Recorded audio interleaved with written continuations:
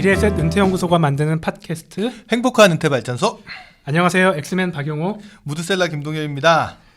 네, 저 무드셀라님, 저희가 그 지난달에 ETF에 대해서 많이 알아봤지 않습니까? 그렇죠. 네. 이제 벌써 한 달 다 됐나요? 네, 한 달 됐습니다. 네.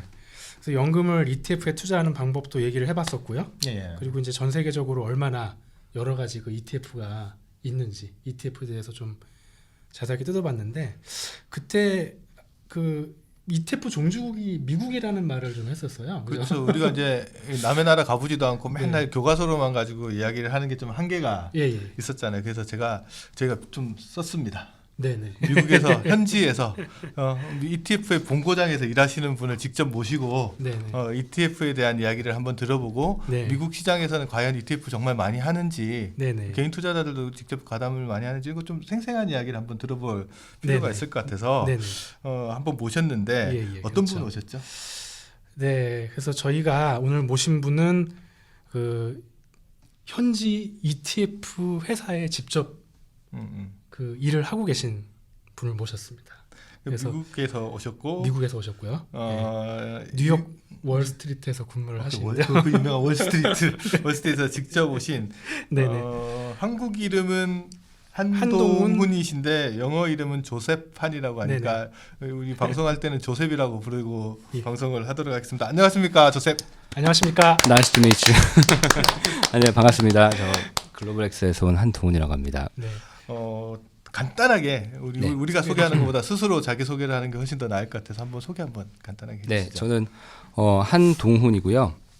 지금 이제 미국에 있는 그 글로벌 ETF 운용사인 글로벌엑스라는 곳에서 현재 근무한 지 얼마 안 됐습니다. 이제 정말 한 8개월 정도 되다 보니까 확실하게 뭐 미국에서의 경험도 있고 그리고 한국에서 배운 것도 있고 다른 것도 있고 되게 많이 배우고 있습니다. 그래서 현재 지금 엑스에서는 그 ETF의 그 아시아 시장에서의 전략이라든지 뭐 이런 것들을 조금 보고 있습니다. 그러니까 아시아라고 하면 한국, 일본, 중국 뭐 다 포함해서 아시아 퍼시픽 지역 무시무시하신 일을 하시네요. 아닙니다. 소속이 글로벌 X라고 하셨는데 정확하게 그 회사가 하는 일이 어떤 건지 간단하게 좀 이야기해 주시겠어요? 네, 글로벌 X라는 회사는 2008년도에 만들어졌습니다. 그래서 한 10년, 11년 정도 돼서 되게 조금 신생 회사에 축하는데 여기서 지금 하는 것은 이제 뭐 앞전 시간에서도 알아보셨다고 하셨지만 이제 ETF를 다루는 운용사입니다. 그래서 현재 한 총 70개 정도의 ETF를 운용을 하고 있고요. 70개 정도? 네네네. 기존에 있는 ETF와는 조금 다르게 조금 되게 재밌는 그 ETF를 많이 합니다. 미국에서 본토 발음으로 티메릭 ETF라고 하는데 한국 발음으로 한번? 테마입니다. 테마 ETF 같이 해서 뭐 되게 재밌는 게 많습니다. 뭐 로보틱스, 인공지능, 그리고 뭐 핀테크, 그리고 뭐 사물 인터넷, 그리고 소셜 미디어 이런 것들도 있고요. 그리고 그런 테마성 있는 ETF도 있고 뭐 그 외에도 대체 투자라고 할 수 있는 뭐 인컴형, 그러니까 뭐 예금 금리보다 높은 수익을 추구하는 그러한 다양한 상품들을 해가지고 제게 미국 시장에서도 기존 ETF 시장과는 달리 조금 상품성으로 승부하고자 하는 그런 열의를 갖추고 있는 저희가 거죠. 지난 시간에 우리 조셉한 디렉터님께서 오시기 전에 뭘 했냐면 테마형 ETF에 대해서 조금 공부를 했었죠. 네. 혹시 방송 들으시는 분 중에 생각 안 나시면 다시 돌려듣기 해서 한번 들어보시면 될 것 같은데 그 본고장에서 그런 펀드를 직접 운영하는 회사에서 일을 하고 계신 거네요. 네네, 맞습니다. 사실 이제 우리 또 조셉한 디렉터님이 저랑 같이 일을 했었잖아요. 그럼요. 하다가 이제 깍듯이 같이 그때는 제가 조금 같이 저랑 같은 급인 줄 알았는데 지금 보니까 저보다 디렉터로 가 계시면서 한국에서 일하시다가 미국을 가셨는데 금융 중심지 뉴욕에서 일해 보시니까 한국하고 어떤 차이점이 있나요? 일단은 저도 이제 그 한국에서 뭐 여기 저희 한국에서 일해보고 미국에서 일을 해봤지만 근무 환경으로 봤을 때, 그러니까 ETF 시장 말고 지금 근무 환경이나 이런 것들을 여쭤보시는 거죠. 그런 거 보면은 한국과 달리 미국은 그래도 정말 일단 수평적이라고 해야 되나? 약간 좀 되게 자유롭긴 합니다, 솔직히. 솔직히 자유롭긴 합니다. 그래서 이제 뭐 정말 저도 처음에 되게 좀 어색했던 게 뭐 뭐 직원이 그냥 CEO한테 어깨 동무하고 막 말 걸고 막 그러더라고요. 큰일 날 일을 하네요. 그러니까 저것이 그래서 저도 처음에 이제 가서 뭐 제 세팅해야 될 것도 있고 하다 보니까 뭐 밖에 좀 나갔다 와도 되냐 하면 처음에는 갔다라고 하는데 나중에는 그냥 나한테 묻지 말고 그냥 갔다 오라고 하더라고요. 네. 그러면서 하는 말이 뭐 어디서 일하든지 상관없으니까 일만 잘 하라고 딱 그렇게 하는 게 미국은 되게 이메일로 소통을 많이 합니다.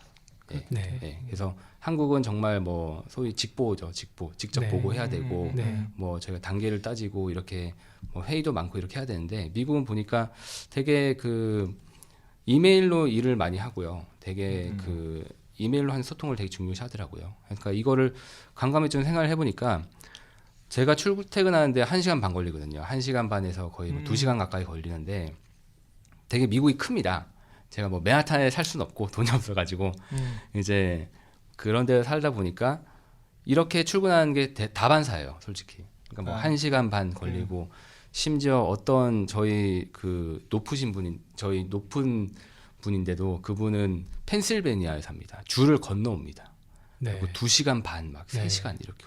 그러니까 이게 말이 안 되잖아요. 부산에서 서울 출퇴근하는 건데. 예. 그러니까 이렇게 하다 보니까 제때 시간을 뭐 근무하는 게 얘들도 지역적으로 되게 쉽지 않는 환경인가 보더라고요. 그러다 보니까 일은 무조건 해야 되니까 일은 그게 없이 해야 되니까 이메일로 소통을 항상 하고요. 소위 말해서 무빙 오피스 개념들이 자연스럽게 정착될 수밖에 없겠네요. 네. 그래서 항상 노트북 들고 다니고 저희도 그 보통 회사에서 지급할 때 데스크탑 주잖아요. 저희는 무조건 노트북입니다. 그래서 노트북 해서 어디서든 인터넷 접속할 수 있는 게 있고요. 저희가 그러니까 앉는 자리가 사무실 개념이 되는데 그게 가장 큰 차이점이고 어깨 동무하는 거랑 그 두 개가 가장 큰 차이점이라고 볼 수 있겠네요. 근데 본격적으로 이제 또 본론으로 좀 들어가면서 얘기를 나눠봐야죠. ETF 시장 이야기를 좀 해봐야 되는데 그 미국 ETF 시장이 어느 정도 규모인가요? 이게 일단 크기로 말씀드리면은 영어 단위로 말씀드리면 5.5 트릴리언 달러입니다. 그러니까 이게 5.5조 달러. 네, 이게 글로벌 시장에서 시장 규모로 550억 달러. 50 기억이 잘 모르겠네요. 5.5 트릴리언 달러가 뭐 그런 시장인데 이게 한국말로 돋치면 결국 6천조 되는 시장입니다. 한 6천조 정도 시장. 네네네. 그래서 글로벌 6천조 시장인데 미국이 5.5조 달러가 맞습니다. 네네. 역시 훌륭하신데요. 저 산수라면서 가만히 있었습니다. 계산이 잘 안 돼서 하여튼 그 6천조 정도 되는 6천조 되는 시장에서 미국이 한 3.9 트릴리언 달러 합니다. 그러니까 한 4천조 이상이 넘는 시장이 미국이고 전 세계 ETF 시장의 한 3분의 2 정도 되는 6천조면 말이 그래서 그 우리나라 한해 예산 한 10배 정도 되는 거 이상 되는 규모인데 그 중에서 한 3분의 2가 70%가 넘는 시장에 맞습니다. 그래서 차지한다는 거 상당히 크네요. 이게 뭐 한국은 뭐 50조 시장이다 보니까요. 50조 시장이니까. 아직 우리는 이제 시작하는 단계고 거기서 봤을 때 그러면 한 6천조 시장에 한 4천조 가까이를 차지하는 시장이면 제가 보기엔 그 정도면 개인들한테도 좀 많이 일반화돼 있을 것 같은 느낌이 드는데 어때요? 네. 그 미국은 이제 워낙 또 시장이 크다 보니까 뭐 그 미국에서 ETF 판매 채널 중에서 가장 중요한 것 중에 하나가 패밀리 오피스라고 하는 소위 이제 그 FA라고 하죠. 그러니까 뭐 IFA 우리나라 IFA 제도도 있고 아마도 개인 자산 관리를 해주는 그런 기관들이 되게 큽니다. 그래서 이런 기관들이 이제 뭐 JP 모건 뭐 이런 큰 데도 있지만 뭐 IBD라고 해서요. 인디펜던트 뭐 브로커리지. 한국에도 좀 활성화되려고 하는 단계 아직까지 활성화는 안 되죠. IFA라고 해서 좀 나오는 것 같아요. 그래서 그런 분들이 이제 개인 고액 자산 관리를 많이 하는데 이분들이 특징이 다들 이제 전문가십니다. 다들 이제 한때 JP 모건에서 다들 웰스 매니지먼트를 하셨던 분들, 그러니까 주식과 채권과 이것들에 다 이제 잔뼈가 굵으신 분들이 할 만큼 해본 사람들이 나도 내 이름 달고 한번 해보자. 굉장히 베테랑이신 거죠. 맞습니다. 스스로 사장님이 되신 나오셔가지고. 그러니까 이런 시장이 이제 미국은 되게 제가 왜 그럴까를 많이 생각을 해봤는데 이런 시장이 엄청 크거든요. 근데 왜 크냐면은 미국은 한국과 달리 한국은 지금 증권사도 전국에 퍼져 있고 은행도 전국에 퍼져 있지 않습니까? 그렇죠. 다 이미 동네마다 있어서 네. 되게 더 힘들지 않습니까? 지금 포화 상태가 되다 그렇죠. 보니까. 네. 근데 미국은 땅도 진짜 너무 크고요. 그리고 이제 네. 그 지역도 너무 크다 보니까 네. 은행 증권사들이 다 들어가봤자 거기에 마을마다 들어갈 필요가 없는 거예요. 네. 그렇죠. 또 큰 시설 잘 해놓고 있기에는 솔직히 비용도 들고 비용 대비해서 네. 수익이 안 날 것 같아요. 네네네. 그러다 보니까 그 지역에 웰스 매니지먼트가 생기는 겁니다. 네. 네. 그렇게 해서 재밌는 게 뭐냐면은 얘들은 독자적으로 행동하는데 JP 모건 이런 애들이랑도 콜라보도 합니다. 이런 식으로 해서 피 쉐어링 이런 것도 하고요. 따로 네. 똑같이. 네. 그래서 이렇게 잔뼈가 굵은 사람들이 옛날에는 주식이랑 채권이랑만 하다 보니까 되게 네. 힘들었던 거죠. 네. 네. 그러다가 네. ETF라는 매체가 생겨나니까 뭐 그냥 쉽게 얘기해서 뭐 미국이다 하면은 미국 ETF가 있지 않습니까? 유럽이면 유럽 ETF도 있고 네. 딱 사면은 그냥 미국이랑 똑같이 움직이고 네. 하다 보니까 되게 편리함을 많이 느낀 것 같아요. 네. 그래서 결과 이렇게 최근에 리서치 그 서베이 했던 그런 자료를 보면은 그런 웰스 매니지먼트를 하는 분들의 98%가 ETF를 사용하고 있습니다. 98%예요. 네. 그러니까 그 사람들이 다루는 상품 중에 하나가 ETF라는 거죠. 근데 네. 메인적으로 다루는 네. 추세로 자꾸 넘어가는 네. 방향이다. 네. 결국 이게 그 자산 관리의 어떤 그 방향성이 계속 좀 진화가 되면서 맞습니다. 동시에 또 이런 ETF 쪽으로 새로운 어떤 투자 시장이 네네네. 열리게 된 거다 이렇게 되게 볼 수가 있겠네요. 되게 많이 느끼는 것 같아요. 그래서 뭐 시장이 그 미국을 통해서도 뭐 다들 이제 너무나 전문가들이시니까 그렇지만 뭐 뮤추얼 펀드 시장에서 점점 패시브로 ETF로 펀드로 넘어가면서 네. 이것조차도 이제 ETF로 넘어가면서 계속 간소화되는 시장이거든요. 그러면서 ETF가 지금 이제 그런 웰스 매니지먼트에서는 98%를 사용하고 있고요. 실제로 ETF의 보급률, 정말 ETF의 그 98% 되는 그 분들의 고객들을 보면은 고객들 중에 한 20명, 100명에 20명 정도가 지금 ETF를 활용을 하고 있습니다. 그러니까 그 말은 결국은 그 보급률이 한 20% 된다고 봐야 되죠. 네. 그러니까 전체 웰스 매니저들이 100명 있으면 그중에 98명 정도는 다 ETF를 사용해서 포트폴리오를 짜주는데 고객들 중에서 보면 한 20% 정도가 20%. ETF를 해서 자기 자산 관리를 하고 있다. 네네네. 라고 보면 되는데 웰스 매니지먼트 시장은 그러면 이제 누구를 하나 중개인을 끼고 하는 거잖아요. 그건 어떻게 보면 대리 관리인을 두고 하는 게 웰스 매니지먼트 시장인데 우리나라 같은 경우는 이제 HTS처럼 홈트레이딩 같은 거 직접 막 하는 것도 많은데 미국은 어때요?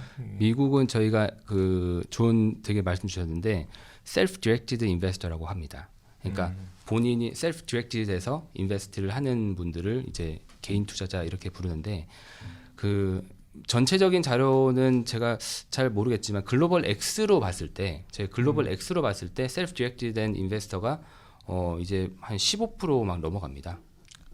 지금 일하시는 회사 입장에서 봤을 때는 15% 정도가 이게 꽤 큰 거거든요. 꽤 엄청나게 큰 거거든요. 그러니까 저희 회사의 규모가 한 10조 정도, 10빌리언 정도 되거든요. 그래서 한 11조 되는데 여기에 15% 정도를 차지한다는 거는 엄청나게 좀 크다고 판단합니다. 지금 말씀하신 거 스스로 들어와서 혼자서 거래하고 사고 팔고 하시는 분들이 그러다 보니까 원래는 저희가 작년까지만 하더라도 이건 회사 기밀이긴 한데 회사 전략이긴 한데 저희가 작년까지만 하더라도 셀프 디렉티드 인베스터에 대해서는 저희가 그냥 열심히 하십시오 이 정도였는데 이제는 이분들을 대상으로 저희가 조금 적극적으로 마케팅을 많이 하고 있습니다. 그래서 이분들이 적극적으로 마케팅을 하는데 뭐 당연히 이제 개인 투자를 하다 보면은 기본적으로 그 편한 데를 해야 되잖아요. 그러니까 뭐 플랫폼을 갖춰져 있고 쉽게 뭐 살려면 살 수도 있어야 되고 뭐 이러다 보니까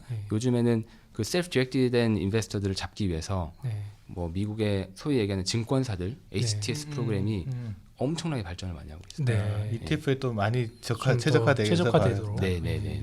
제가 느끼기에 조금 한국하고 다른 게 한국은 ETF 시장이 크고 있다고 하지만 대부분이 이제 기관 중심으로 움직이는 게 많다 보니까 개인은 진짜 정말 태동 단계에서 조금 벗어나는 수준 정도인 것 같은데 미국은 이미 뭐 웰스 매니저 통해서나 뭐 아까 말했던 셀프 디렉티드 그러니까 자기 스스로 투자하시는 분들이나 이런 시장 규모가 상당히 점점 늘어나고 있습니다. 늘어나네요 보니까. 조금 주제를 바꿔봐서 그럼 이렇게 큰 시장에서 또 변화가 좀 일어나고 있다고 하는데 네네. 지금 현재 미국 ETF 시장에 있어서 뭐 화두가 되는 거다. 네. 뭐 이런 거라면 어떤 것들이 있을까요? 가장 큰 거는 이제 그 ETF의 그 보수죠. 피에 대한 컴프레션이 엄청 큽니다. 피에 대해서 네. 보수에 대한 보수가 계속해서 낮아지고 있는. 원래 이제 정통적인 예. 펀드 상품보다 원래 ETF가 수수료가 수수료가 작잖아요. 네. 네네. 근데 그 내에서도 또 수수료 경쟁이 또 맞습니다. 일어나는 네. 거네요. 네. 그래서 원래 말씀드렸듯이 기존의 ETF의 장점이 뭐 펀드와 똑같지만 훨씬 싸고 뭐 바로바로 거래가 가능하고 네. 요게 장점이었는데 이제는 ETF도 5천도 6천도 가다 보니까 그 거의 또 이제 일반 주식화처럼 네, 네. 점점 더 돼가는 그런 경향 중에 하나겠네요. 그렇죠? 맞습니다. 제가 생각하는 게 그 ETF의 보수 경쟁이 분지 제가 잠시 생각해봤는데 ETF가 인덱스대로 네. 움직이는 거잖아요. 네네네. 차별성이 일반 고객들 입장에서는 없다고 생각할 네. 거고 내부에서는 뭐 기술이 어떤 기술이 들어가는지 모르겠지만 네. 일반 투자자 입장에서 봤을 때 뭐 그냥 그것도 복제가서 쓰는 건데 네. 수수료 많이 받아. 예예예. 이런 논쟁으로 예. 흘러가면 솔직히 맞습니다. 수수료를 좀 싸게 달라는 이야기들이 계속 나올 거 맞습니다. 같은데 예예. 미국에 전통적으로 이 ETF 하는 또 잘하는 회사들이 있을 거 아니에요. 네네네. 그런 회사들은 대부분 거기에 어떻게 반응을 하고 있어요? 네. 뭐 기본적으로 미국에서 지금 보수 경쟁을 일으키는 분들이 이제 메이저 탑 3 정도입니다. 그래서 첫 번째가 iShares라고 해서 거의 그 ETF 시장의 거의 뭐 절반을 갖고 있다고 보시면 돼요. 엄청나게 큰 4천조 시장의 절반. 네네네. 엄청나게 큰 어마무시하네요, 시장이에요. 진짜. 예, 예. 예. iShares가 절반 정도가 있고 그 다음에 벵가드라는 회사가 있습니다. 네. 이 벵가드라는 회사가 이제 2등이고 3등이 스테이 스트리트라는 회사가 있는데 그 이 벵가드 창업자가 얼마 전에 돌아가셨거든요. 네. 얼마 전에 돌아가셨는데 이 사람의 원래의 목표가 ETF는 항상 그러니까 그 ETF라는 거를 개발한 사람입니다. 그렇죠. 벵가드 계신 분이. 그래서 이분이 목표가 고객들한테 이러한 패시브한 전략을 가장 뭐 이렇게 전파하는 게 목적인데 그 전파하려면은 보수를 저렴하게 해야 된다. 네. 이렇게 해서 많은 사람들을 이렇게 그 선진화 시켜야 네. 된다. 뭐 이렇게 계몽시키자 이런 정말 ETF의 그 선구자 역할을 네. 하셨는데 그게 점점 격화가 되면서 이 세 개의 메이저 회사가 거의 지금 그 보수 경쟁을 많이 하고 있습니다. 네. 그래서 탑3 회사 중심으로 해서는 네네. 예. 근데 제 생각은 이상한 게 보수가 싼 것도 중요하지만 결국 또 펀드는 수익률일 것 같은데 네네. 근데 ETF는 또 인덱스 얽매여 있다 보니까 네네네. 수익률 경쟁하기도 쉽지 않고 예. 수익률 전통적인 경우는 뭐 거의 그렇게 될 것 같은데. 네네. 그렇죠. 수익률에 얽매이는 것도 얽매인다고 하더라도 그 뭐냐 벤치마크 지수를 그대로 네네. 쫓아가야 되는 네네네. 부분이 있으니까 이걸 잘 쫓아가는 게 잘하는 건지 네. 예. 수익을 그거보다 더 내는 게 잘하는 건지 네네. 애매할 것 같아요. 맞습니다. 그래서 이제 그 수익률 인덱스 보통 저희들이 얘기하는 뭐 시계에서 코스피 200이라고 하면은 코스피 200을 추정하는 ETF 뭐 미국으로 치면 S&P 500이다 한다면은 네. S&P 500을 잘 추종하는 게 좋은 ETF입니다. 기본적으로. 그래서 그거를 저희가 추적 오차라고 합니다. 추적 오차, 트래킹 에러라고 해서 항상 이렇게 그 안내지를 보면은 옆에 TE라고 적혀 있는 게 있을 겁니다. 트래킹 에러. 해서 뭐 이게 뭐 1%네, 2%네, 뭐 0. 몇 %네 이렇게 있는데 그게 작을수록 좋은 겁니다. 그러니까 이게 결국 뭐냐면은 그 룰 베이스 그러니까 그 인덱스를 사용하는 ETF들은 결국은 똑같은 인덱스를 사용하기 때문에 결국은 그 ETF가 하는 거는 잘 쫓아가는 것밖에 없거든요. 그러다 보니까 고객들이 봤을 때는 아니 네가 이거를 이만큼 받는 것보다 덜 받아도 되는 거 아니냐 이렇게 되면서 보수 경쟁이 일어나면서 네. 계속해서 보수가 나아지고 있습니다. 그래서 심지어 피델리티에서는 무보수, 제로 보수 ETF가 나왔고요. 네. 뭐라?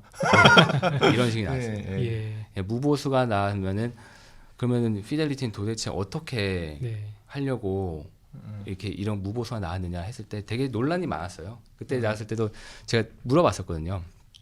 했더니 시장을 완전히 이제 이게 그 뒤흔드는 약간 상품이었다고 하더라고요. 네. 그래서 거기에 동참하는 무리들도 있고요. 한마디로 네. 위에 메이저 운용사들. 그러니까 전통적으로 그러니까 네. ETF 하시던 분들. 네. 네. 그래서 거기는 되게 아마 지금 되게 뭐 그 일령 뭐랄까요 구조종이라는 게 알게 모르게 일어날 겁니다. 아마. 네. 왜냐하면은 네. 보수가 계속 낮아지다 보니까 뭐 회사는 엄청 커져 있고, 네. 근데 반면에 거기를 쫓아가지 않고 상품성으로 살아남겠다라고 네. 하는 회사 중에 하나가 이제 글로벌 X라는 제가 있는 속해 있는 회사고요. 그런 사업분들 네. 부분이니까 그러면 전통적으로 만든 전통 지수를 쫓아가는 게 아니고 네, 그러니까 새로운 지수를 개발하는 형태로 나가는 거죠. 맞습니다. 예.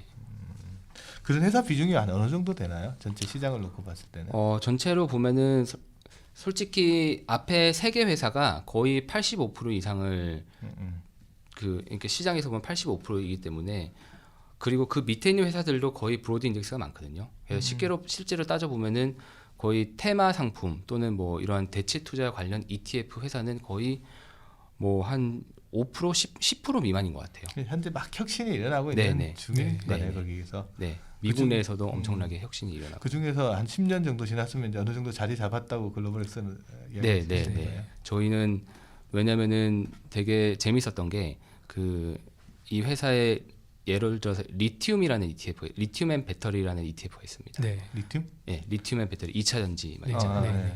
그래서 이 ETF가 2010년도에 나왔어요.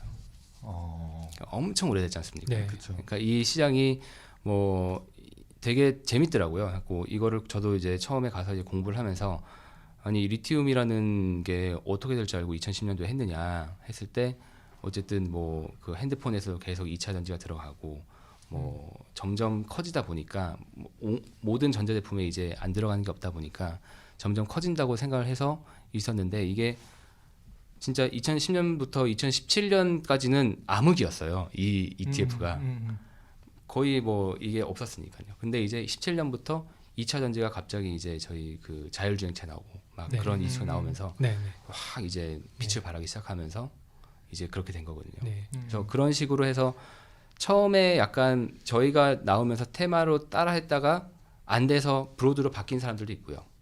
그리고 테마를 쫓다가 안 되고 막 그 뭐 정말 요즘에 레버리지 회사도 있고 인버스 회사 전문으로만 회사도 있거든요. 네. 그런 걸 쫓은 데도 있고요. 근데 이제 저희 같은 경우는 이제 그렇게 해서 좀 계속 길을 걸어왔다고 봐야죠. 네. 좀 예. 금방 이제 뭐- 미국 시장 이슈 중에 하나로 보수 경쟁 쪽에 있어서 대응 방법이 주류 회사들 같은 경우에 정통 ETF로 가고, 혁신이 일어난 쪽에서 새로운 혁신이 일어난 쪽에서는 이제 테마형 ETF나 뭐 이런 새로운 형태의 네. ETF로 넘어간다라고 하셨는데, 그거 말고 좀 미국 시장 이슈되는 것들은 또 어떤 게 있을까요? 그거 말고는 이제 아까 전에 좀 언급드렸지만 뭐 셀프 디렉티드 앤 인베스터라고 해서 개인 투자자 비중이 네, 네, 네. 늘어난다는 네. 거. 개인 투자 비중이 늘어나면서 이거 관련해서 뭐 한국도 뭐 거래 수수료 이런 관련해서 뭐 이런 서비스들이 많이 생겼잖아요. 그런 거 있듯이 이거 관련해서 미국도 많이 변하고 있습니다. 그래서 그 개인 투자자라든지 뭐 웰스 매니저들이 잘 사기 쉽게 버튼만 클릭하면은 기관 투자처럼 바스켓으로 살 수 있게 해줍니다. 네. 제가 한마디로 이제 살려고 드래그를 이렇게 하거든요. 그리고 몇 개를 해가지고 드래그 해가지고 클릭하면은 그냥 사줍니다. 혹시 실제 투자자들이 예. 그 뭐냐 증권사나 은행이나 아니면 웰스 매니저들한테 가서 네. ETF 사는 걸 한번 같이 해보신 적 있으세요? 예, 그것도 제가 한번 이제 저도 궁금해가지고 한번 갔었는데 이제 실명은행 얘기해도 뭐 우리나라 아니니까 괜찮죠? 편하게 하십시오. 네, 저희 말은 우리 마음대로 하고 편집은 호두님이 하시면 네, 감사합니다. 뭐 미국 맨하탄에는 이제 체이스라는 은행이 되게 많이 있습니다. 체이스 뱅크가 거의 블럭마다 있거든요. 거의 네. 있는데 체이스 뱅크가 이제 JP 모건이랑 같이 이렇게 네. 돼 있어가지고요. 제가 듣기에 체이스 맨하탄 입에 막 있는데 그런 네. 체이스 맨하탄 뭐 스타디움 뭐 이런 것도 예. 있지 않습니까? 그래서 체이스 요새는 뭐 JP 모건 체이스 이렇게 얘기를 네, 하니까. 예, 맞습니다. 예. 그래서 체이스로 보통 이제 그 체이스 은행 안에 항상 JP 모건 그 네. 브랜치가 같이 있습니다. 네, 네. 같이 있어가지고 보통 이제 통장 개설하고 뭐 이렇게 가면은 뭐 이렇게 뭐 어떻게 하냐 뭐 이렇게 뭐 정기 예금 할래 뭐 할래 이렇게 하다가 자연스럽게 이제 손을 잡고 자연스럽게 이제 JP 모건 사무실로 갑니다. 가면서 이제 원스톱 솔루션으로 해서 이제 그 웰스 매니지먼트에 대한 상담도 해주시거든요. 그럼 하면 이제 되게 뭐 그 되게 필요한 그러니까 기분 안 나쁘게 잘 이렇게 필요한 거라는 거를 이제 강조를 하면서 그 가서 뭐 상담도 해주시고 뭐 이렇게 해주시는데 그 거기서 항상 이제 나오는 것 중에 하나가 이제 뭐 고객의 성향에 따라서 저위험 저수익부터 뭐 고위험 고수익까지 똑같이 있거든요. 있는데 거기에 따라서 뭐 저위험 중위험 중수익이다 하면은 거기에 맞는 포트폴리오 이렇게 제안을 주십니다. 주시는데 그 안에 대부분 개별 종목도 있고 뭐 채권도 있겠지만 ETF는 항상 거기 들어가 있습니다. 이제 웰스 매니저들 그 안에서 제안해 줄 때 처음 오신 분들한테도 제안해 줄 네, 때가 네. ETF가 들어가 있어서 네, 제안을 네. 해 주는구나. 네. 네. 그래서 뭐 셀프 디렉티드 인베스터가 아까 말씀드렸듯이 큰 키였다면은 최근에 또 새로운 트렌드가 이제 그 소위 얘기하는 EMP라고 하는 게 있습니다.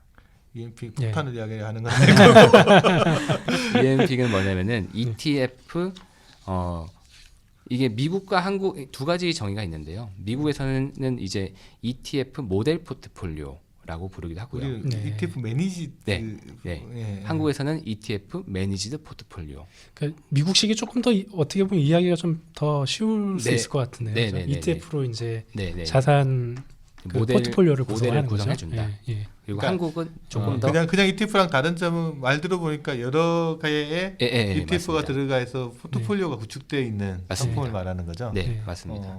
그래서 이 EMP라고 하는 시장이 생각보다 되게 그럼 뭐야 펀드랑 똑같은 거 아니야 이렇게 생각할 수 있는데 되게 합리적이고 되게 괜찮더라고요. 그러니까 이게 그 거기 웰스 매니저랑도 얘기해보고 저희 세일즈랑도 많이 얘기를 해보고 하면은 결국은 이제 결국은 펀드라는 형태랑 비슷한 겁니다. 그러니까 근데 그거를 개별 종목으로 담느냐, 아니면 ETF로 담느냐. ETF로 담느냐.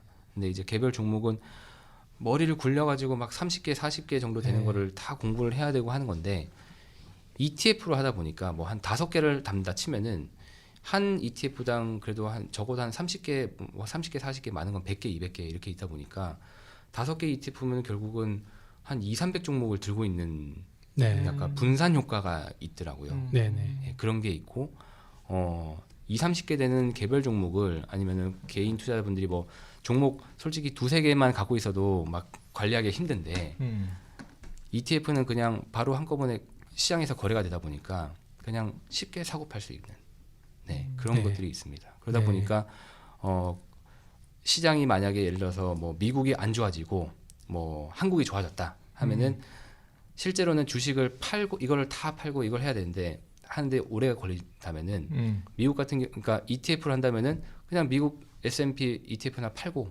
그냥 코스피 200 ETF 한 거 사고 2개면 끝입니다. 그러니까 되게 편해지다 보니까 웰스 매니저라고 하시는 분들이 되게 많이 활용을 해서 또 굉장히 개인 투자가들이 ETF나 이런 부분들을 혹은 뭐 개인 고객들이 그 자산 관리에 이용하기가 굉장히 편리하게끔 이미 많이 시스템화가 돼 있군요. ETF의 모델 포트폴리오도 구성해서 이렇게 제시를 해줄 수가 있고 바로 맞습니다. 예. 현재 미국 시장의 이슈가 정리해 보면 이제 보수 경쟁이 있고 그 부분 두 번째 이제 개인 투자 비중이 늘어나고 있는 부분들, 그다음에 EMP 관련된 이야기 해줬는데 이제 조금 들어가서 이제 아까 티메틱 테마 본도입니다. 역시 제가 보셨던 테마 ETF에 관련된 이야기를 조금 해봤는데 미국에서 어떤 트렌드가 있는지 좀 궁금하죠. 그렇죠. 저 솔직히 이제 테마라는 게 여러 테마가 있을 텐데 정말 많이 팔리는 거, 사람들이 관심 갖는 게 도대체 어떤 유형들이 있는지 좀 하나씩 좀 몇 개 정도 최근 대표적인 경향을 것들 좀 이야기 중심으로 해서 해주시죠. 약간 이제 이거를 정의를 좀 하자면은 테마 ETF라고 하면은 이게 그러면은 섹터랑 뭐가 틀린가라는 얘기를 또 많이 저희 받았거든요. 그러니까 섹터 ETF랑 또 틀립니다. 이게 또. 그러니까 달라요? 다르죠. 제 머릿속엔 같은 걸로 생각했는데 좀 다른가 보네요. 이게 결국은 이제 뭐 섹터라고 하면은 이것도 이미 전통 ETF라고 분류를 하거든요. 섹터마저도 전통. 우리가 쉽게 말하면은 한국에서도 이제 주식 시장에서 어떤 회사를 투자할 때 업종별로 일단 분류를 하면서 이제 거기서 투자를 하게 되는데 맞습니다. 그게 이제 예를 들면 그 전통적인 분류 방법 네. 그게 이제 섹터라고 네. 볼 수가 있는 거죠. 네. 혹시 매니저 죄송합니다. 이쪽 출신이시니까 잘 아시는구나. 그러니까 제가 생각에는 이미 섹터 같은 건 이미 지수가 나와 있으니 네네네. 이것마저도 그냥 그것도 전통적인 이제 걸로 지수화된 판단을 하는 거고, 네. 그러니까 ETF 회사가 스스로 만들어낸 지수 같은 것들을 이제 테마로 보는 네. 거라고 보면 되겠네요. 쉽게 얘기해서 아마존이라는 회사가 있습니다. 아마존 회사 너무 다들 아시죠? 그러니까 예. 아마존이 자꾸 여담으로 빠지는데 미국에서 아마존 없이 못 삽니다. 아마존이 저희는 그 쇼핑몰로 알고 있지 않습니까? 그러니까 예. 저희가 뭐 한국에서는 쇼핑몰이 온라인 쇼핑몰이 많고 저는 아마존 없으면 못 살거든요. 뭐 진짜 제가 그냥 아파트에 사는데 아파트 경비실 가면은 아마존 박스가 쌓여 있습니다. 네. 그만큼 이제 아마존이 온라인 쇼핑몰은 정말 꽉 잡고 있거든요. 근데 재미있는 건 뭐냐면은 아마존이 저희는 모든 분들이 알고 계시고 도서 사업으로 출발해서 서점으로 출발했잖아요. 온라인 그렇죠. 서점으로. 요새는 오히려 이제 광고 같은데 이런 거 보면은 네. 플래시푸드나 뭐 이런 것들이 더 많고 그런 것 같아요. 난리 났습니다. 이제 예. 오만 걸 다 합니다. 진짜. 예. 그냥 아마존에 뭐가- 대해서 여러 사람이 있는데 아마존은 브라질에 있는 정글로 하는 사람이 있고 그보다 좀 나은 사람이 서점을 알고 네. 그보다 나은 사람이 이제 이제 쇼핑몰 온라인 정도 쇼핑몰로 하죠. 온라인 쇼핑몰 네. 뭐 옷이나 뭐 이런 네. 것들 다. 네. 근데 예. 그보다 더 나은 버전도 있나? 근데 재밌는 건 뭐냐면은 아마존이 매출액을 뜯어 보면은 온라인 쇼핑몰이 50%가 아니에요. 절반 넘는 게 네. 아니에요. 실제로 아마존에서는 매출액의 50% 절반 이상을 넘는 게 소위 저희가 얘기하는 클라우드 컴퓨팅이라는 예, 그렇죠. 예, 예. 클라우드 컴퓨팅이라는 좀 기술로 좀 옛날식으로 조금 더 오래된 개념으로 보게 되면은 알기 쉽게 설명하면 이제 서버에서 또 맞습니다. 발전된 거잖아요. 네, 네. 예. 그러니까 뭐 클라우드 컴퓨팅 아시겠지만 뭐 외장 하드 엄청 들고 다녔잖아요. 외장 하드 무겁게 막 들고 다녔는데 외장 하드가 이제는 이제 위로 온라인으로 올라가 있는 거죠. 구름에 있는 거죠. 네, 구름에 예, 있는 예, 거죠. 예. 그래서 다들 뭐 맨날 핸드폰 용량 때문에 사진 다 지우고 했었는데 네. 이제는 클라우드로 다 올려서 저장하지 않습니까? 거기서 나오는 수익이 어마어마하다고 그러더라고요. 네. 다른 온라인 회사들하고는 많이 차별화되는 점이 그거라고 네. 하시는데, 예. 그러다 보니까 본론으로 돌아가면은 네. 아마존이 쇼핑몰인데 지금은 클라우드 회사로 각광을 받습니다. 네. 그러면 실제로 얘가 업종 투자를 하게 되면은 얘는 섹터는 온라인 쇼핑이거든요. 그러니까 쇼핑 회사입니다. 경기 민감 소비재 쉽게 얘기해서. 그렇죠. 예. 근데 저희는 예를 들어서 클라우라는 뭐 ETF가 저희가 있습니다만 거기에 중요한 종목 중에 하나입니다. 네, 네. 그러니까 예.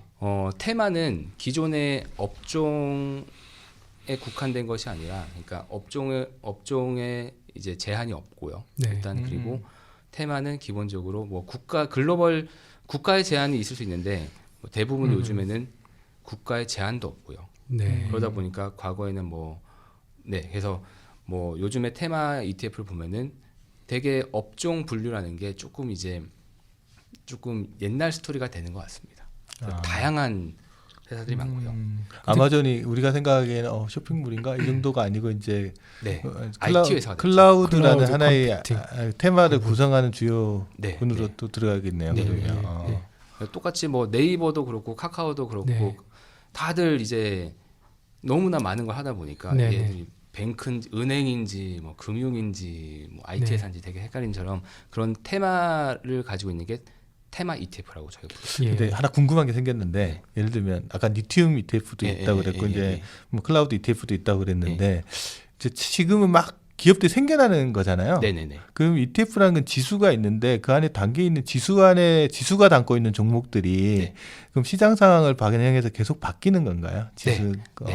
그럼 지수 그걸 공시를 따로 하나요? 그러면? 네, 하고 있습니다. 그러니까 이거는 이제 너무나 좋은 그 말씀 주셨는데 이런 기술이나 이런 한 ETF들은 계속해서 이제 이머징 테크놀로지잖아요. 점점 발전하고 있는 테크놀로지다 보니까 한번 그 종목들이 인덱스를 만들면은 그러니까 인덱스를 추종하는 게 펀드의 ETF의 역할인데 그럼 인덱스를 그냥 놔두면은 얘는 이제 계속 고인물이죠. 소위 얘기해서 고인물이 그렇죠. 아니라 그게 저도 한번 그게 약간 고민스럽더라. 네. 어떻게 하지 이 생각이 들었는데. 이게 3개월마다 보통 이제 시장 상황을 반영해서 많이 이렇게 변동이 조금 일어납니다. 그리고 뭐 1년마다 한 번씩 전체 투자 가능한 네. 그 종목들에 대한 그 작업을 새로 하고요.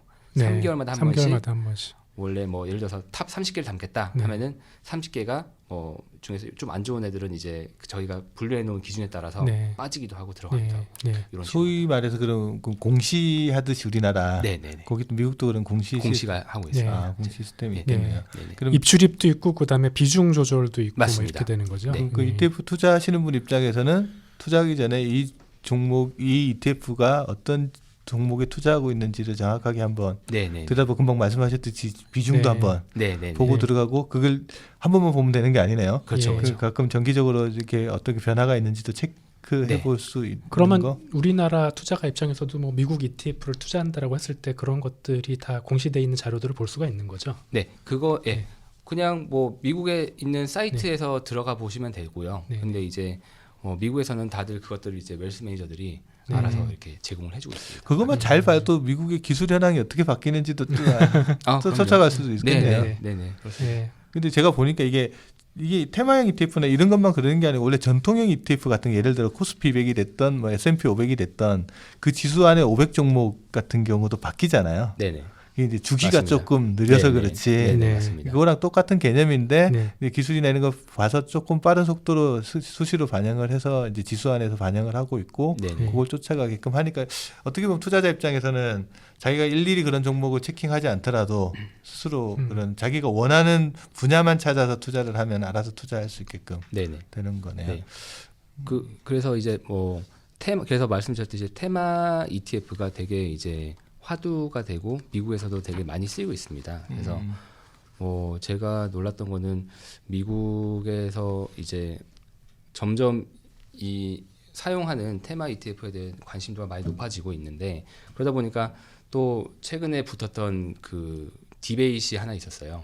어떤 뭐였냐면은 그 테마 ETF 그러니까 고객분들이 아니면 여기 청취자분들이 편하게 얘기하십시오. 그분들이 그 고려하실 때 균등 비율 소위 말하는 같은 비율로 투자하는 포트폴리오가 있고요. 종목마다. 예를 들어서 20개 투자한다 하면 5% 이런 게 있고 어떤 거는 20개 투자하더라도 얘가 마켓 비중이 크니까 10%, 5% 이렇게 시가총액 비중으로 하는 게 있는데 이거를 이제 테마를 고르실 때 잘 생각을 해보셔야 됩니다. 그러니까 이게 어디가 답은 없거든요. 어디가 답은 없는데 뭐 n분의 그러니까 균등 투자 하신다고 n분의 1 한국 사람 n분의 1 잘 압니다. n분의 1로 하시는 그 투자의 컨셉은 기본적으로 시장이 크니까 기본적으로 시장이 크고 뭐 예를 들어서 뭐 인공지능이다 한다면은 이 산업이 크다 보니까 다양한 회사에 같이 투자를 해서 가야지 수혜를 받는 것이 아니냐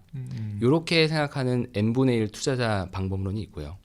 반면에 그게 아니다. 왜냐하면은 그렇게 다 하더라도 결국은 살아남는 놈이 그러니까 이기는 놈이 이기는 거 아니냐.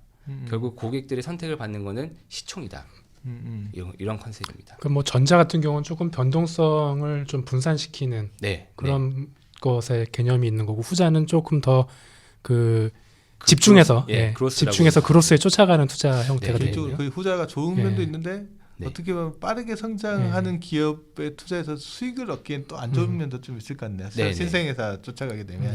맞습니다. 그래서 이 지금 새롭게 나오는 테크놀로지에 대해서 기술에 대해서 투자하는 ETF를 볼 때 이건 답이 없거든요, 솔직히. 그러니까 고객분들이 생각했을 때 균등 투자가 맞는지 아니면 시가총액 비중으로 그게 맞는지 이거는 이제 잘 생각해 보셔가지고. 그거를 ETF를 투자하기 전에 그 설명서 여기 나와 있겠네요.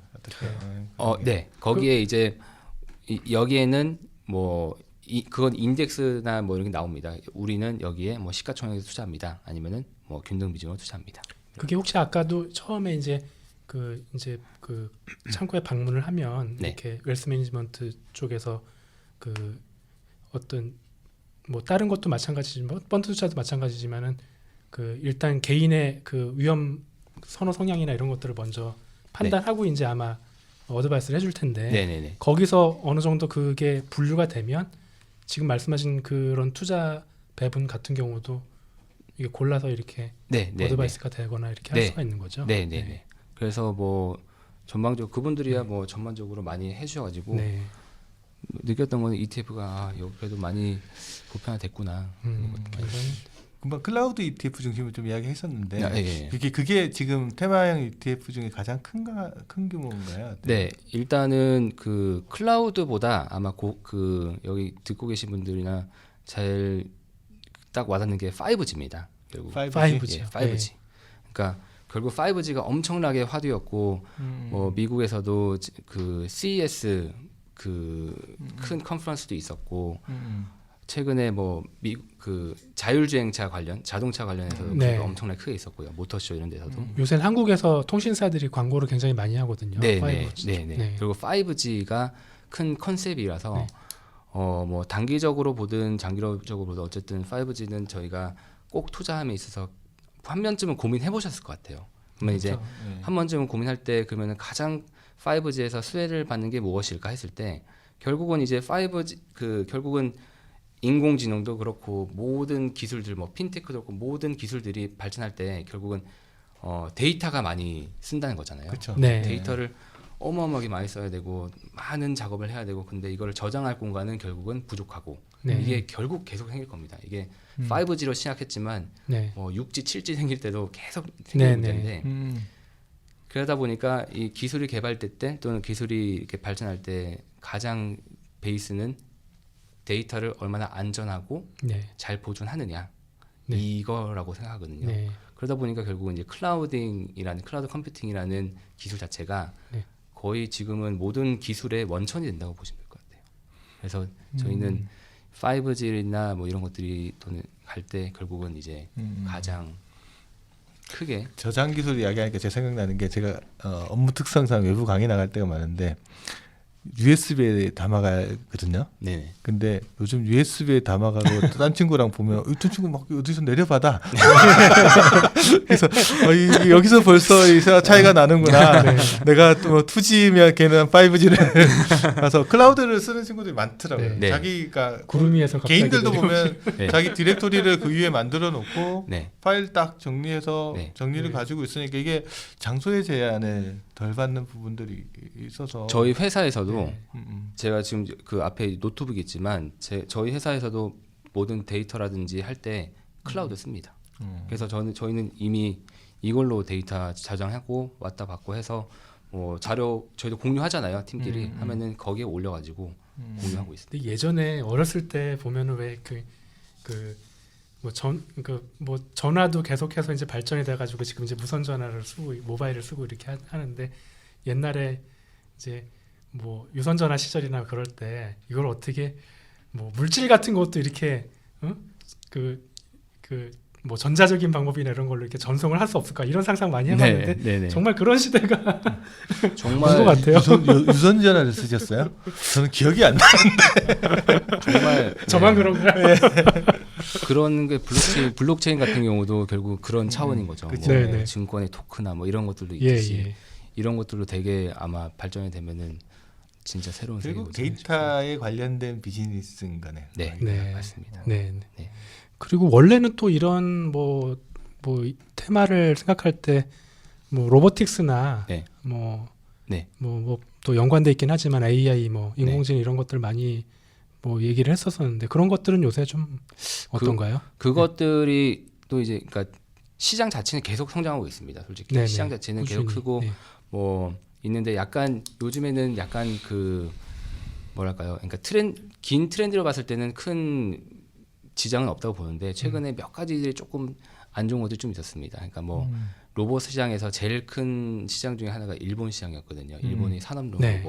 근데 일본이 시장이 안 좋아지다 보니까 주가적인 측면에서 조금 안 좋았었고요. 그리고 중국도 원래 로봇 산업에 대해서 엄청나게 드라이브를 걸었는데 뭐 이거에 대한 보조금 지급을 조금 뭐 줄이겠다. 네네. 뭐 이런 얘기가 있었는데 네. 기본적으로 시장 자체는 계속해서 커지고 있거든요. 네. 그래서 오히려 뭐 어쨌든 뭐 투자의 기간에 따라 틀리겠지만, 그러니까 길게 보신다고 한다면은 뭐 아주 괜찮은 테마지 않은가라고 계속해서 생각하고 있습니다. 우리 또 조세판 디렉터님 모시고는 미국 ETF 시장 전반부터 해서 이제 테마형 ETF까지 쭉 다 훑어보고 있는데 네. 마지막으로 이제 좀 정리할 때가 된 것 같은데 미국에서는 네. ETF 투자자들한테 좀 투자할 때나 뭐 시장이라는 게 항상 좋은 것만 있는 건 아니까 좀 고통을 겪고 있거나 이런 투자자들한테 어떤 식으로 조언을 해주시는지. 이게 기본적으로 저희 그 브로드한 인덱스 같은 경우는 당연히 이제 그 전략적인 자산 배분과 뭐 전술적인 자산 배분이나 이런 것들 따라서 타임 호라이즌에 맞게 투자를 하셔야 된다고 생각을 합니다. 그리고 당연히 거기에 맞게서 무조건 계속 갖고 있어라 이거라기보다는 본인의 투자는 그 목적이 있을 거지 않습니까? 이거를 단기간에 쓸 건지 뭐 장기로 쓸 건지 거기에 맞게 네. 분명히 하셔야 된다고 생각하고 네. 있고요. 근데 이제 이 테마 ETF라는 것은 뭐냐면은 결국은 단기에 얘들은 잘 될 수 없거든요. 그러니까 단기에 반짝 올랐다고 해서 여기 해야 되겠다 이렇게 하면은 항상 낭패를 보는 것 같습니다. 그래서 그러다 보니까 리튬 저희 ETF가 되게 그 큰 예인데 네. 정말 2차 전지 2010년, 쪽에서요. 예, 2010년부터 나와서 좀 되게 힘들었는데 이렇게 결국은 이제 이 시장이 결국은 가다 보니까 결국은 뭐 큰 빛을 이제 뭐 8년 9년 만에 봤거든요.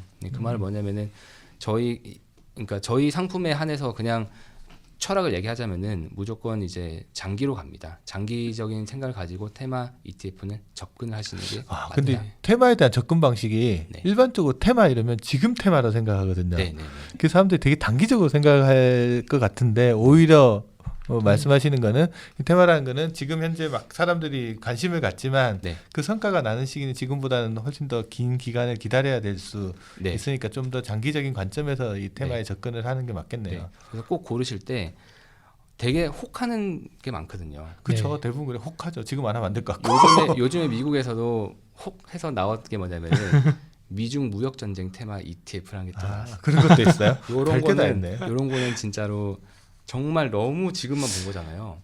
그거는 정말 지금 우리가 그동안 얘기해왔던 그런 테마형이다라고 하는 그런 범주하고는 좀 그냥 다른 테마형이라고 것 같아요. 그냥 네. 이슈형인데 이슈. 맞습니다. 이슈형이라고 봐야 될 것 맞습니다. 같은데. 그러니까 예. 이런 정말 테마는 진짜 예. 안 되고요. 정말 길게 보는 것이 필요하고 그러니까 그런 부분을 투자가들이 오해하지 않고 판단할 수 있도록 해야 되겠군요. 맞습니다. 미국이 예. 됐건 한국이 됐건 예. 기본은 좀 더 긴 관점에서 네. 보고 투자를 해야 예, 돼요. 예. 그리고 안에 있는 종목들이나 예, 이런 예. 것들도 보셔가지고 뭐 네. 정말 투자 가능, 그러니까 정말 그 잘 하는지 이런 네. 것들도 이제 그 고객 웰스 매니저랑 저 예. 상의도 해보죠. 근데 이제 우리가 이렇게 테마형에 대해서 많이 얘기 나눠봤는데요. 그 테마형이 있는 한편에 우리가 이제 투자하는 관점에서는 또 그 안정적으로 좋은 수익을 거둘 수 있는 투자가 필요한 건데 그렇다면은 이제 그 어떤 소득을 올려줄 수 있는 소위 말해서 이제 인컴 자산이라고 하는 것인데 그런 것들의 성격을 가지고 있는 그런 ETF들이 있지 않습니까? 네, 네. 그래서 그런 ETF, 인컴형 ETF나 이런 것들은 어떤 부분이 좀 있는지 또 한번 네. 얘기를 좀 나눠봐야 될 것 같아요. 네, 네. 예. 미국에는 좀 어떤가요? 네. 그 아까 전에 트렌드 중에 또 하나 안 말씀드렸던 게 하나가 네. 방금 짚어주셨던 그런 인컴형입니다.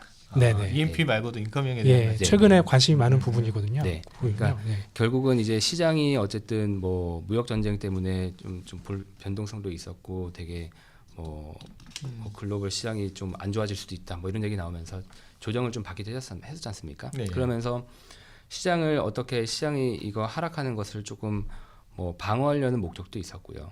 그거는 단기적인 관점이 하나 있고 장기적인 관점을 봤을 때 결국은 금리가 계속해서 너무 낮아지다 보니까 네네. 정기금 플러스 알파를 한국에서 찾으시는 것처럼 미국을 포함한 글로벌 투자자들도 똑같이 이렇게 엄청 고민을 많이 하십니다. 그래서 이것들이 예전에는 그냥 채권, 그냥 고배당주 뭐 이런 것들로 났다면은 이게 점차 전략을 가지고 ETF로 출시를 많이 하고 있습니다. 그래서 뭐 채권형 ETF도 있고요. 근데 그 채권만 하는 것이 아니라 뭐 고배당주 그리고 리츠 한국에서도 되게 인기가 네. 많죠. 리츠 네. 관련 ETF도 있고요. 그리고 MLP라는 것도 있습니다. MLP. MLP라고 해서 MLP라고 해서 미국 그 석유 원유 있죠. 파이프라인. 네. 파이프라인 이런 거를 그 채출하면서 거기서 받는 그 수입을 그냥 나눠주는 한마디로 인프라 펀드 펀드 인프라 쪽으로. 예. 네. 솔직히 얘기해서 그냥 예. 소위 얘기해서 인프라 펀드, 뭐 리츠 펀드 이런 거랑 비슷한 네. 느낌입니다. 그래서 그러니까 고정적으로 캐시플로우를 가져다 주는 거면 뭐든지 다 그 상품화 네. 시킬 수 있는 네, 거네요. 네. 아. 자산들이 계속해서 이제 다양화돼 가지고 중요한 거는 이제 그 회사들은 전부 다 상장돼 있는 주식들만 한다는 거죠. 그래서 네. 뭐 그런 주식이 뭐 최고 이제 해가지고 이제 그 다양화 시키는 것이 있고요. 그래서 뭐 그냥 저희 회사로 그냥 본다면은 고배당주 해서 지금 진짜 배당률이 9% 나옵니다. 네.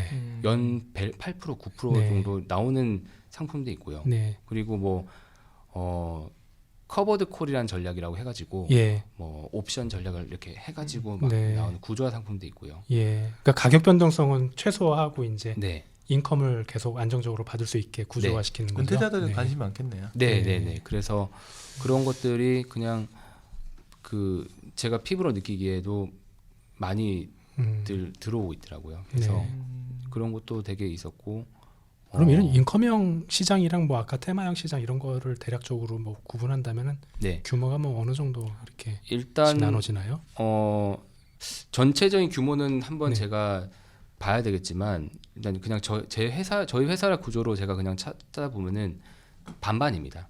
네. 반반 정도로 보시면 될 것 같아요. 네. 반반씩 네, 나눠서 네. 네. 그러니까 전체적으로 브로드한 인덱스 ETF 시장이 거의 아까 8%. 말씀드렸듯이 90% 이상이 된다면은 네. 그 외가 한 10% 정도, 10%에서 점점 올라가는 시장인데 거기에서 뭐 한 절반 정도가 되지 않을까 정도. 10%에도 작은 게 아니죠. 4천조 시장의 10%니까. 아, 엄청난 네. 엄청난 시장입니다. 네. 네. 그러니까 여하튼 오늘 그렇군요. 저는 개인적으로 같이 이야기해 보면서 8개월 만에 사람이 이렇게 바뀔 수도 있구나. 저는- 한국말이 잘 안 나와요. 제가 알던 한동훈이랑 미국에서 온 조세파는 다른 조세판 사람이다. 디렉터님. 이런 생각이 들면서 참 새로운 거 되게 많이 이야기 들을 수 있었던 것 같아요. 그래서 예. 가끔씩 한국 들어올 때마다 이렇게 한 네네. 번씩 오셔가지고 미국 시장 이야기도 좀 해주고 너무 자주 그다음에- 들어오면은 예. 안 되겠죠. 아니 가끔 와서. 괜찮습니다. 오셔가지고 자주 오셔서 좋습니다. 왜냐하면 제일 재밌는 게 이제 남들은 어떻게 하느냐 이야기를 좀 네네. 들어보고 그런 거 네. 이야기 들어보는 게 제일 중요한 것 같고 그다음에 뭐 4차 산업이 됐던 ETF 시장이 됐던 좀 우리보다 좀 더 앞서가는 시장의 이야기들을 듣는 것들은 투자자들한테도 도움이 되는 부분이라서 오늘은 뭐 이런 이야기 하면 되게 저는 개인적으로 좋았는데 방송 들으신 분들은 어떤지 잘 모르겠네요. 떨리네요. 네. 네. 끝으로 저기 미국 ETF에 대해서 이제 많이 좀 얘기 나눠봤는데 한국 투자가분들이 좀 제 시도를 해본다든지 그럴 네. 수가 있을 텐데요. 네. 마지막으로 좀 아주 핵심적인 네. 조언을 좀 드린다면 어떤 말씀 짧게 해주십시오. 해주실 수 짧게만 부탁드리겠습니다. 해외로 꼭 나가셔야 됩니다. 그래야지 저희가 예, 일단 해외로 나가는 게 중요하다. 저는 예. 그러니까 자산을 해외로 계속 네네. 가야 되는 것 같습니다. 예. 제가 한국에 있을 때는 한국이 제일 컸는데 미국에 오니까 네. 어마어마한 시장이고 너무나 네. 배우는 게 많은 것 같습니다. 그래서 자산도 똑같거든요. 자산도 국내에만 있고 국내에서만 하는 것이 아니라 해외에 있는 ETF까지도 다 보셔야지 트렌드랑 그런 것들을 해서 네. 더 다변화해서 네. 고객들이 포트폴리오가 더 말씀을 안정적이지 하셨으니까 않을까 우리가 다 볼 수는 없을 것 같아서 정기적으로 좀 소개 좀 해주시고요. 네. 참 말씀 상당히 좋은 말씀 주셔서 감사하고요. 오늘 이렇게 미국 ETF 투자 트렌드 전반적인 것에 대해서 우리 조세판 디렉터님 하고 아주 현실적인 미국 시장에 대한 얘기 좀 많이 나눠봐서 많은 도움이 된 것 같습니다. 네.